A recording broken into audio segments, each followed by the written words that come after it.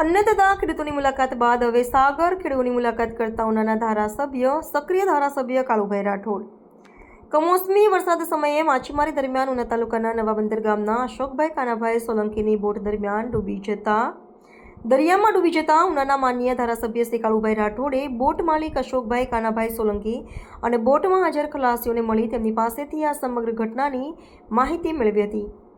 ત્યારબાદ ધારાસભ્ય શ્રી કાળુભાઈ રાઠોડ દ્વારા નવાબંદર ગામે ચાલી રહેલા જેટીના કામનું નિરીક્ષણ કરવામાં આવ્યું હતું। આ તકે નવાબંદર ગામના સરપંચના પ્રતિનિધિ સોમવારભાઈ મજીઠિયા, ઉપસરપંચ શ્રી હરકિશનભાઈ સોલંકી, બોટ એસોસિએશનના પ્રમુખ શ્રી ડાયાભાઈ કરશનભાઈ બાંભણિયા, કોળી સમાજના પટેલ શ્રી જિગ્નેશભાઈ બાંભણિયા, ખારવા સમાજના પટેલ શ્રી નરેશભાઈ બારિયા, વણકારિયા સમાજના પટેલ શ્રી ભરતભાઈ બારિયા, ધર્મેન્દ્રભાઈ સોલંકી, શાંતિભાઈ કામળિયા, બિપિનભાઈ બાંભણિયા તેમજ આગેવાનો અને ગ્રામજનો ઉપસ્થિત રહ્યા હતા। રિપોર્ટર ચૌહાણ જયંતિકુમાર, ઉના। નમસ્કાર મિત્રો, હું ફિરોઝ ઈરાની આજે તમને એક નવી વાત કરવા આવ્યો છું। દીવ મિરર ન્યૂઝ જોતા રહો, સબસ્ક્રાઇબ કરવાનું ભૂલતા નહીં અને શેર કરવાનું પણ ભૂલતા નહીં। સત્યની સાથે જોડાતા રહો। નમસ્તે મિત્રો, હું છું ચાંદની પરમાર।